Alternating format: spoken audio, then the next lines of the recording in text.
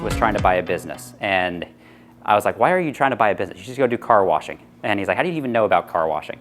And it just happens about 13 years ago when I was interning at JP Morgan, I met Alex Lemon, who became the CEO of Tommy's.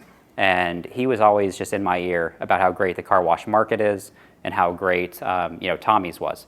And so we don't do anything halfway. So we went and we interviewed a third of all Tommy's franchisees. We asked for every piece of data Tommy's had to offer. We talked to our investment banking friends. We talked to our consulting company that's like the thought leader in the car wash space. And we got all this data, and we decided that this was a great market for us to get into.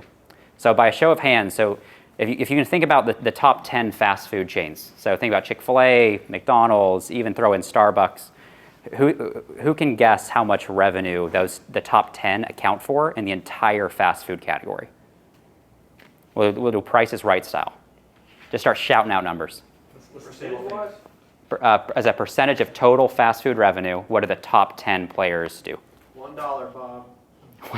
As a percent. As a percent. 95%. Okay. So this doesn't include the Chipotle's or the Paneras or anyone else. It's just the top 10. 95%. Okay, that's a little high. 50%. 50%? 70%? Okay. So you're going to see on the next slide what it is, as well as what the total car wash market is. So it's actually exactly 50%. So the top 10 players account for 50% of the total revenue. You're looking at the top 5 players in car washing that account for only 5 to 8% of the total revenue of the industry. So you're looking about an incredibly fragmented market where the top owners still only own 400 sites. And if you think about McDonald's or Chick-fil-A, I mean, 400 is like that's like a rounding error. One state. Yeah, it's one state. So it's incredibly fragmented. The other thing that we will talk about, and Dave alluded to this is heavily institutionalized at this point. So if you look at the top 20 chains, 17 of them are private equity backed. 3 of them are family owned, including Tommy's Express. So Tommy's Express is a franchise out of Michigan, and we are franchisees with exclusive territories, including DC, most of the Carolinas, San Antonio, Texas, Omaha, and a few other areas. The cool thing about the space is it's incredibly difficult to invest in. So if you've heard of Warburg Pincus, anyone? Like maybe the smartest money in the world? They got tired of overpaying and overbidding for car washes, so they decided just to create their own car wash. About a year in, they thought, this isn't working, so they went and paid 24 times for L Car Wash. Is anyone here from Miami? Have you heard of L Car Wash? I know you're new to Miami, but L Car Wash is like, think about Miami Vice, like turquoise and pink buildings, a cool concept, like a really cool brand. And they were so desperate to get involved. Guess where they're moving this thing? Detroit, Michigan. So we'll see how the pink and the turquoise does in Detroit. But that's how these institutions are trying to get involved here. So the opportunity to invest in the car wash space in general is actually pretty rare. And we think it's very exciting with high fragmentation. This is a map of Tommy's, and Mike will talk to this a little bit. A good chunk of these are going to be our sites, but what we really like about this is what we just said is there's no national player. If you think about brands, if you think about McDonald's, you think about Chick-fil-A, there's nothing that exists today in the car wash space, and we firmly believe that Tommy's will be that in the next 5 years. This will be McDonald's of the car wash space, and we will be the largest franchisee of that McDonald's in the car wash space. On this? Yeah, so we talked a little bit about the market. We talked a little bit about Tommy's. Now let's talk about us. Talk about why we're here. So this is the map. The red states are where we currently have operations and where all of our growth is going to come from. As Dave mentioned, we're now the second largest franchisee. We'll be the largest franchisee in about 12 months. As Mike mentioned, with Mr. Car Wash, if you read their S1 when they went public, they were hoping to do 17 sites in their first year after going public, an $8 billion windfall. 17 sites. We'll open 25 in the next 12 months. So that shows you how far ahead we are, because what you can't do is cities don't care if you're Mr. or if you're Tommy's. You still have to get entitled. You have to find land. You have to get permits. You have to get a special use permit, and you got to build. So all these people trying to get in, you can't just go and sign a lease and then you're cooking burgers in a week, right? This takes 18 to 24 months in most cases to open up car washes. this is where we're currently focused on.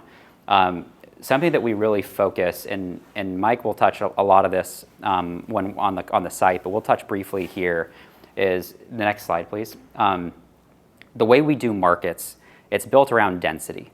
So something that's happened with the car wash model is subscription car washing, right? So 65% of our revenue is subscription based. So you'll hear us talk about this a lot. When we go today, you're not going to see many cars at the car wash, but how much money are we making today? This site over here we hover right now around 3,000 members, paying on average about $32 a month. They're paying us today. It's raining. We have margin day. Right? So the subscription model really protects, this car washing is weather dependent, but the subscription model really smooths that curve out. What smooths out even more is the way we attack markets, is density. What we see is I grew up in Utah, and there's a competitor there that has put in 35 within about an hour and a half drive, right? We have a very small presence in Utah. We're just doing 3 there. They focus on a different part of Utah, and their focus really is they don't want to be the best product. They just want to be everywhere you are. And it's actually a pretty smart strategy. So we copy it with a better strategy, right? With a better product. So if we are where you drop your kids off at school, where you like to go to work, where you golf, where you do with your free time, you're more likely to have a subscription, and that's the way we build out. So this is just one example, but if we showed you our market plan for every market, it would look just like this. So this is just down the road here in Charleston, and this is what we currently have coming online right now. The next slide, we'll talk a little bit about our site selection process. Mike runs all the ops. I do a lot of the finance and the strategy. Andrew does a lot of our growth and our analytics behind site selection. At the end of the day, as Dave mentioned, this is a real estate business. And so we are buying and at times leasing, but trying to buy, in all cases, the best pieces of real estate in every city we go into. Because although we love the Tommy's product and it is far advanced, we don't want to be outflanked or outpositioned by even an inferior car wash that you think is more convenient to go to. So you're going to sacrifice quality a little bit because it's closer to you or it's a better location. So this is what we focus on when we choose sites. We believe that we have the best product out on the market, but we're not prideful enough to be stupid, and we're not going to build next to a brand new express tunnel car wash. So when we build, we are very good at, we go into city records, we ask brokers, we ask other people in the city, where else are people building, and then we'll put up a sign immediately, and then you'll see our market, the way we build out our markets, right? If people want to come and put one, we should have showed you San Antonio. San Antonio, we have 14 sites going in now. We have about 12 other ones that are under LOIs right now that we're developing. Our first 14 are in one half of the city. So we are completely dominating areas where we go, where if you wanted to build a car wash or someone else wanted to build a car wash, they're going to Google it and they're saying, maybe let's go to Austin, maybe let's go to New Braunfels, like somewhere else, right? So that's the way we defense it. The other beautiful thing, and maybe like one of the only good things about rising prices, is if you're a private equity company, remember 17 of the top 20 car washes, private equity owned. Private equity has typically a 10-year fund life for their investments. They're not buying you on day one of the fund life, right? They're buying you maybe year 1, year 2, year 3, maybe year 4 of fund life. They want to come to DC. This happened with 2 different PE-owned companies. At least two, yes. We heard that someone was coming into Northern Virginia. They put one piece of land under contract. We followed the process. 4 months later, they had taken it down and they had scrubbed their website of Virginia sites.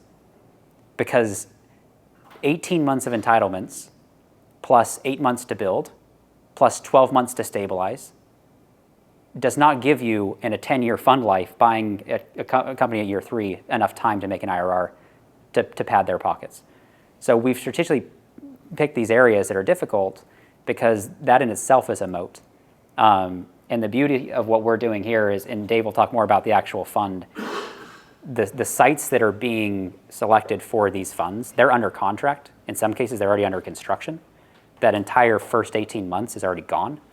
And because for 36 months, I just thought it was kind of fun just to go hit my head against the wall in city council meetings. So we have a full pipeline that will be for this that's already designated. So Good. where are you? South Florida, St. Lucie County. Yeah. 5 minutes. Ever keeping the others entertained? Yeah. What time we want to get out of here? Um, Here, this is where we have our awesome salespeople work the window. So if you come in here, they're going to explain to you the benefits of membership and all that. You guys turn around, you'll see the little cameras right there on the pole. That's the start of where the magic happens. They're going to read your license plate and what your right is. It's really like it's magical. One of the cool, simple design things that is really well thought out here. I can stand basically right here, and I can see everything that's going on. I can see all the way down to the end of the tunnel. I can see cars coming through out that window. I can see a customer right here. I can see cars coming in. It's just really designed, if you needed to run it with one person. We don't do that, but obviously that's kind of what the thought here is.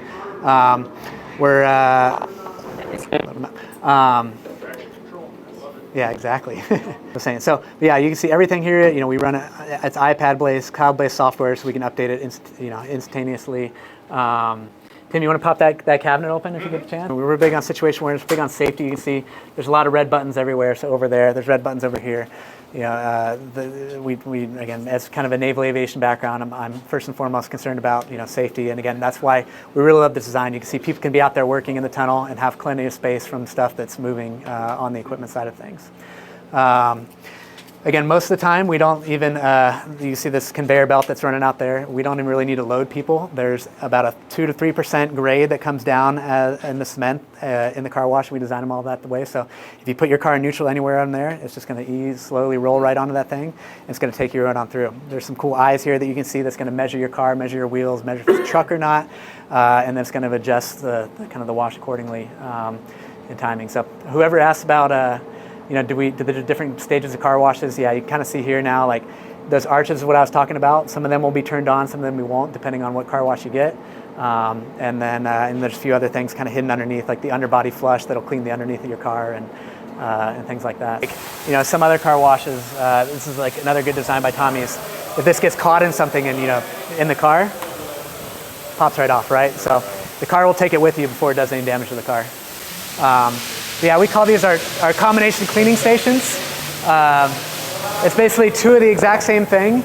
Again, rarely anything breaks. These are electric motors. They're quiet. They're efficient. They just run forever. But something weird does happen. We can just isolate one of these, pull it off, and your car is still getting washed 1.7 times instead of 2 times, right? So a lot of redundancy is built in here. There really isn't much that can take down a tunnel. And again, for us, being a tunnel down is kind of the worst case scenario.